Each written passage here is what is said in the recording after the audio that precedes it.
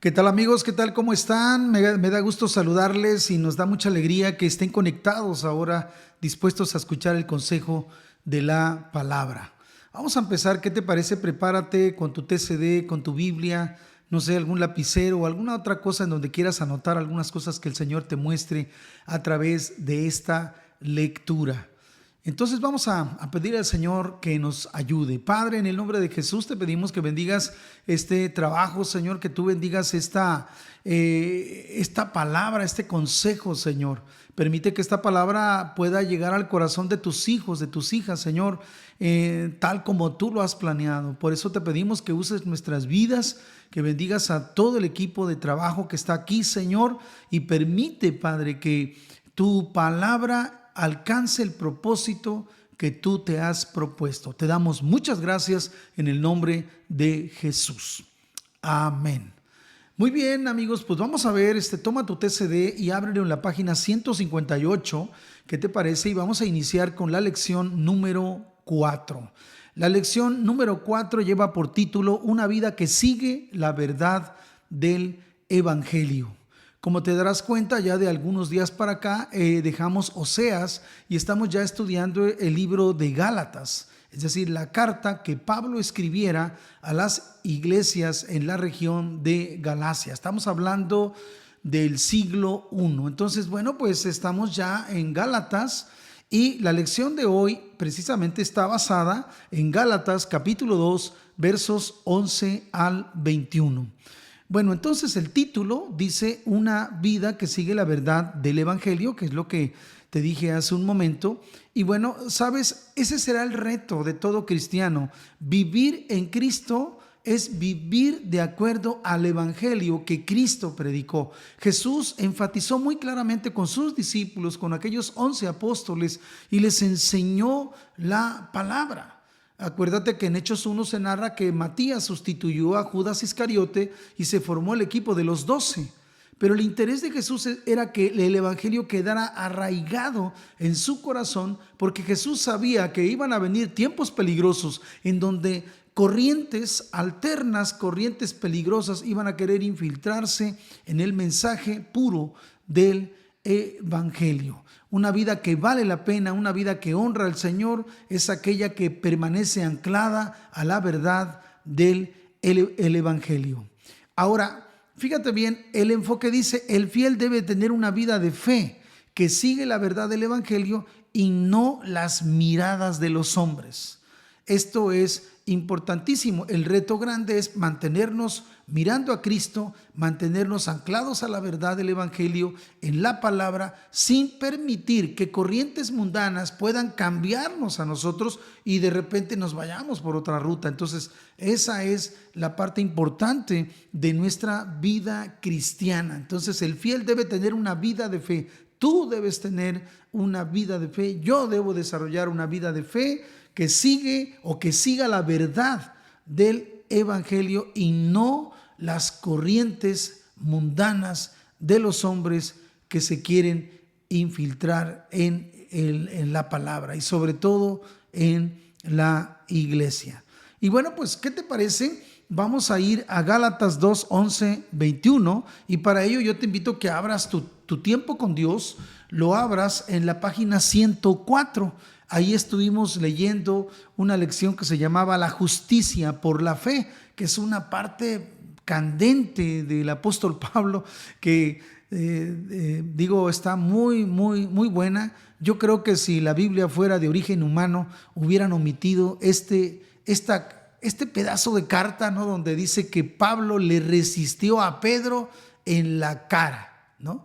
Entonces hubo ahí una amonestación de parte del apóstol Pablo y bueno, pero la Biblia es de origen divino y se escribió esto para enseñanza de todos nosotros. Entonces vamos a ir ahí a la página 104 y ¿qué te parece si leemos la porción bíblica que dice así? Pero cuando Pedro vino a Antioquía me enfrenté a él cara a cara, porque lo que hacía era reprochable, dice el apóstol Pablo.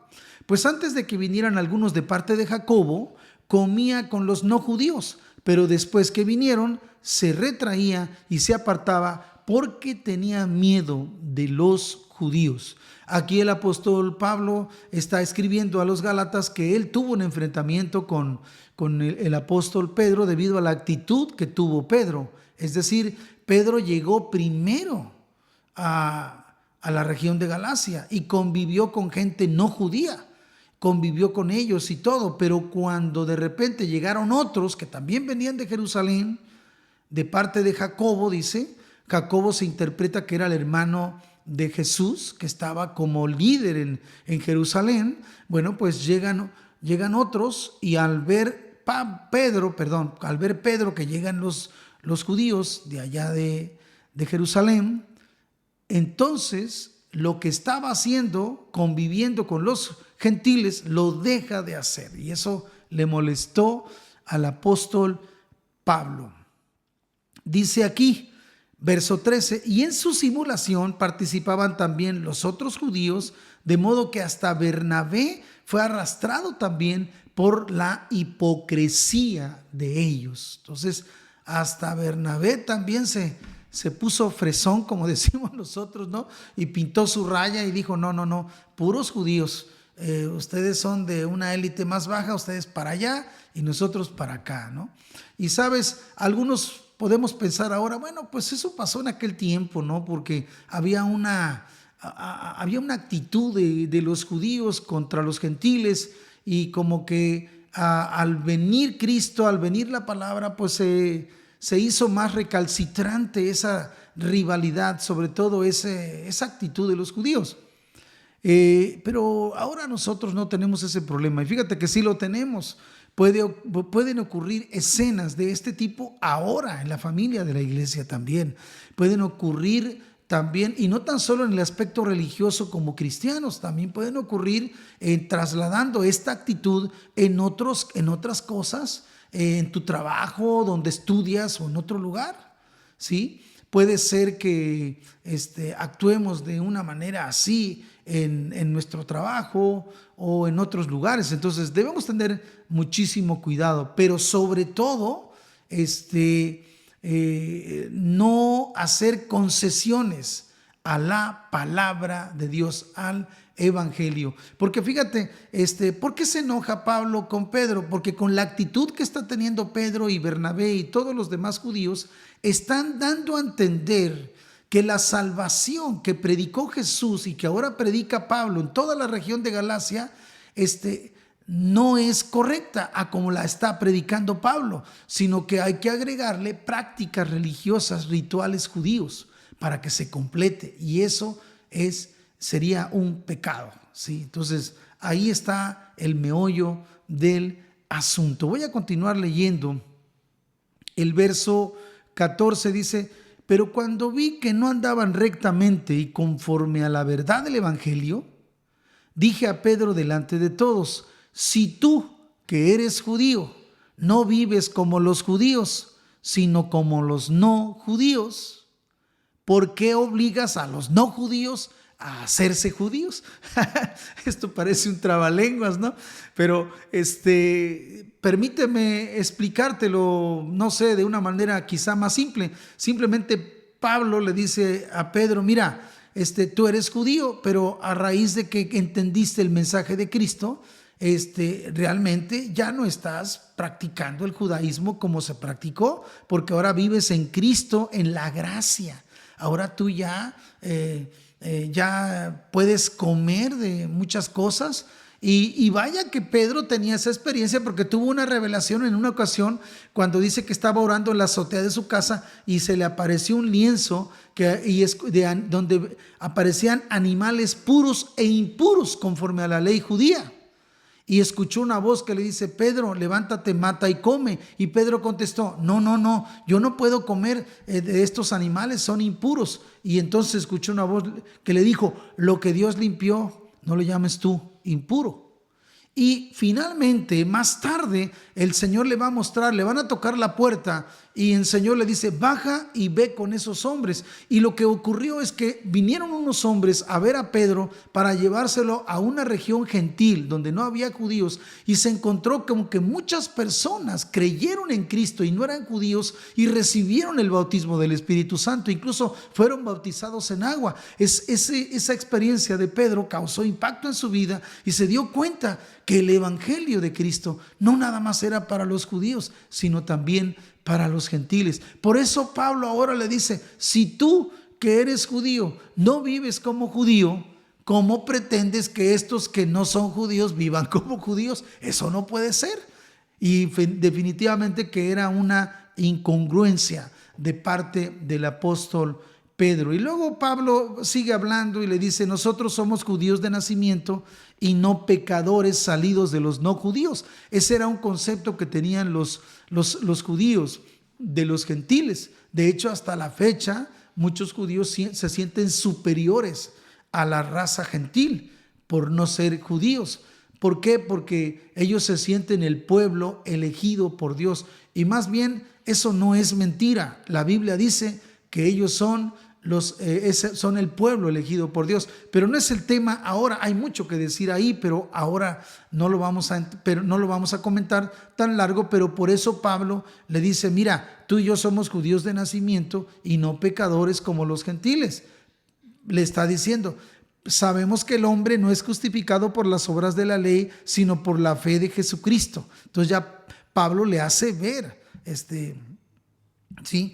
Le dice, nosotros necesitamos a Cristo para que nuestros pecados sean perdonados al igual que los gentiles. Entonces ya le está mostrando eso y dice, y también hemos creído en Jesucristo para ser justificados por la fe de Cristo y no por las obras de la ley, ya que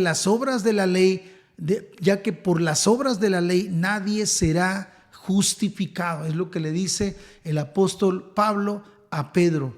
Y dice, y si al buscar ser justificados en Cristo, también nosotros somos hallados pecadores, ¿será por eso Cristo ministro de pecado? De ninguna manera, dice Pablo, porque si las mismas cosas que destruí las vuelvo a edificar, me hago transgresor. Pablo está mostrando que, si ya Jesús vino y abolió esto para decir que ahora somos salvos por su gracia, entonces, ¿cómo es que ahora pretendo regresar al pasado? Eso ya no sería correcto, es lo que le está mostrando. Verso 19, porque yo por la ley soy muerto para la ley, a fin de vivir para Dios. Pero con Cristo, dice Pablo, estoy juntamente crucificado y ya no vivo yo, sino que Cristo vive en mí. Y lo que ahora vivo en la carne, lo vivo en la fe del Hijo de Dios, el cual me amó y se entregó a sí mismo por mí. Pablo termina diciendo en esta carta, evidentemente no todo esto se lo dijo públicamente a Pedro, simplemente que narra ese incidente y después se sigue escribiendo la carta a los de Galacia, simplemente para reforzar el por qué él había reprendido a Pedro. Entonces en el verso 21 dice, no desecho la gracia de Dios, pues si la justicia dependiera de la ley, entonces por demás habría muerto Cristo. Fíjate hasta dónde lleva el pecado de la simulación en el que cayó Pedro, Bernabé y todos los demás, ¿no? Cuando nosotros estamos actuando de esta manera, estamos haciendo a un lado el sacrificio de Jesús. Estamos tomando en cuenta, o más bien estamos como que considerando que el sacrificio de Jesús no fue suficiente, que nosotros tenemos que hacer más cosas para alcanzar la redención y la salvación. ¿Sí? Sí, esto lo podemos ver en las prácticas religiosas de todo el mundo y en particular de nuestro país, en donde se hacen muchos rituales a favor de alguien que ya murió para acercarlo al cielo. Si eso fuera posible, por demás habría venido Cristo a morir en una cruz. No hubiera sido necesario, ¿no? Entonces, pero no fue así. Entonces, estimados amigos, esto fue una situación muy interesante. ¿No te parece ese enfrentamiento? ¿Qué te parece si vamos entendiendo el contexto?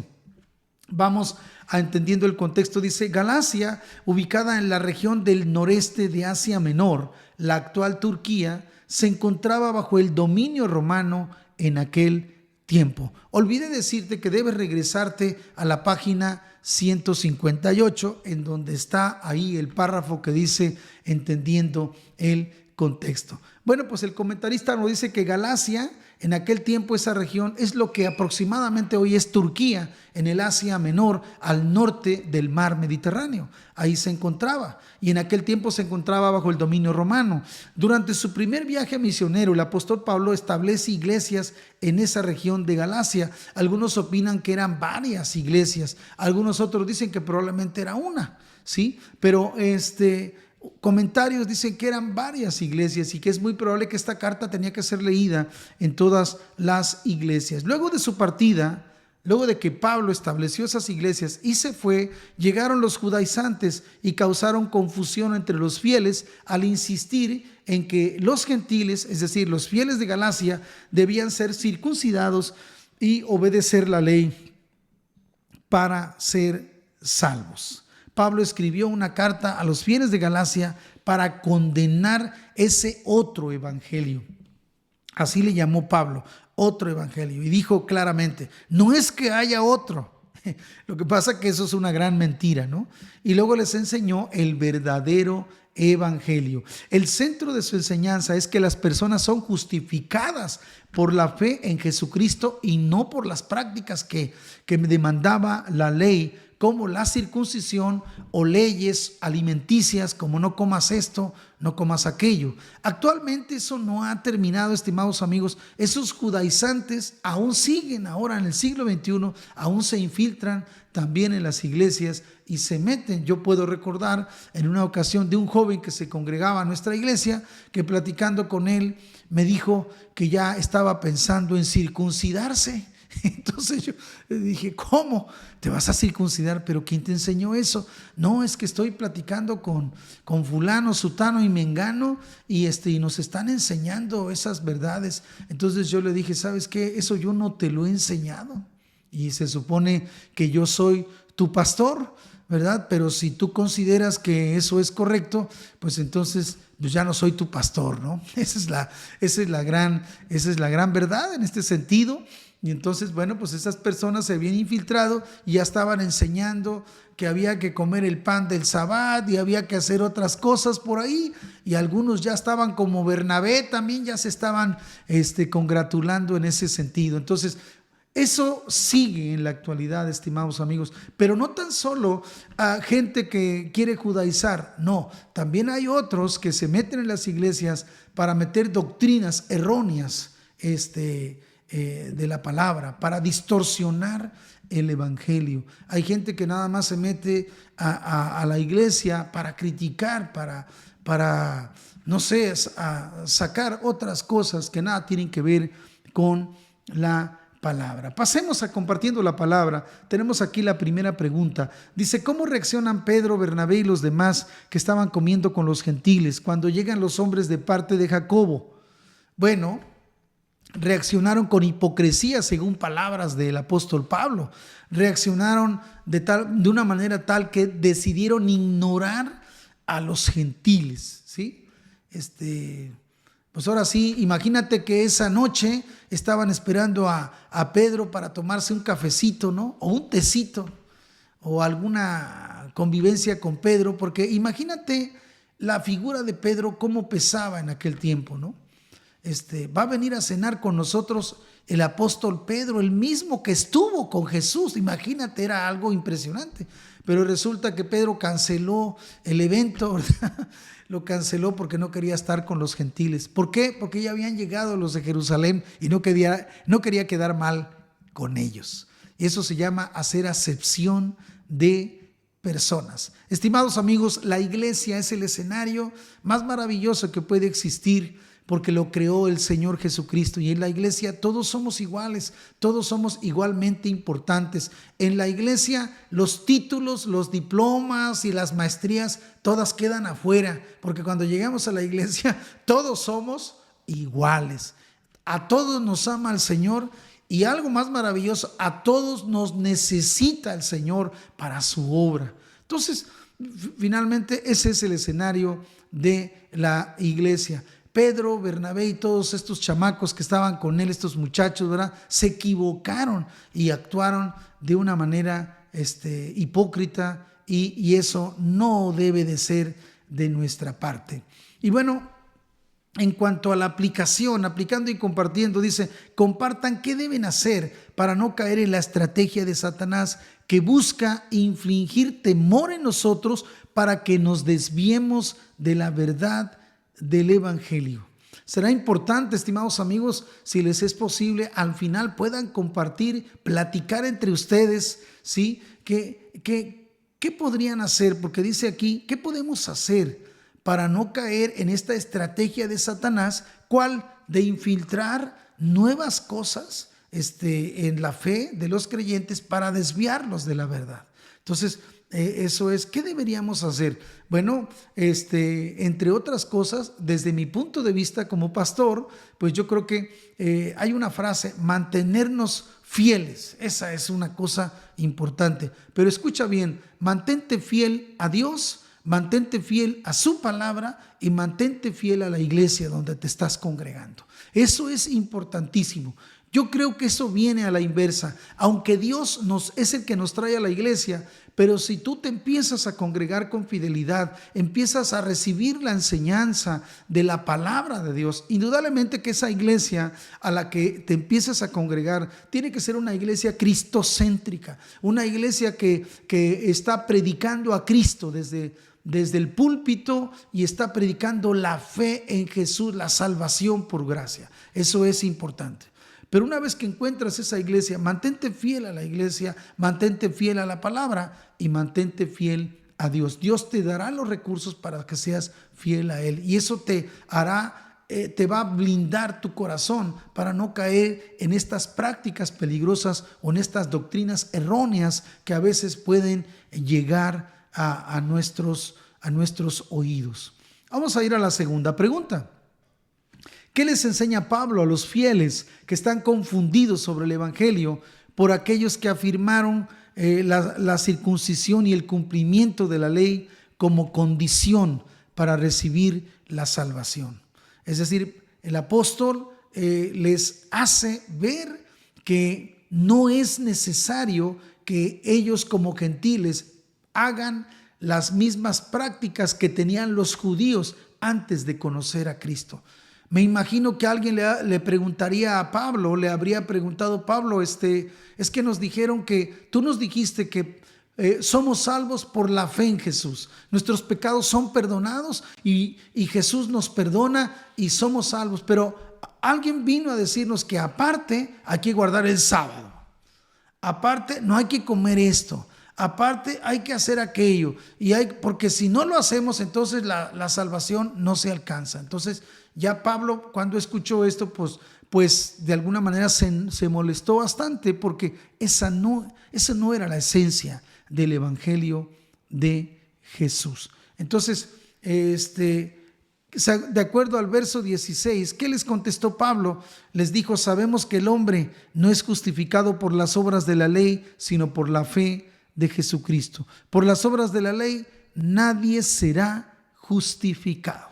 Eso es algo claro. Estimados amigos, y nos pasa a nosotros ahora, podemos caer en ciertas prácticas religiosas de tal manera que de repente perdemos la conexión con Dios, pero nos conformamos con venir a la iglesia, leer la Biblia y ya pensamos que con eso, y no, a veces hemos perdido la comunión con Dios y eso jamás debe ocurrir en nosotros. Aplicando y compartiendo, dice, ¿cómo se dieron cuenta de que no pueden cumplir con todas las leyes? Compartan los cambios o la maduración que sucedió en sus vidas tras creer y confiar en el Señor. Es una pregunta muy bien como testimonial porque hay un momento en que cuando empezamos a leer la palabra nos damos cuenta que al cielo no vamos a llegar por hacer buenas obras, no. Al cielo vamos a llegar por la fe en Jesucristo y eso sorprende bastante. ¿Sabes por qué? Porque todos traemos un trasfondo religioso y en todas las religiones lo que permea son las obras. Si queremos acallar la ira de los dioses, obras, hay que hacer obras y obras y obras.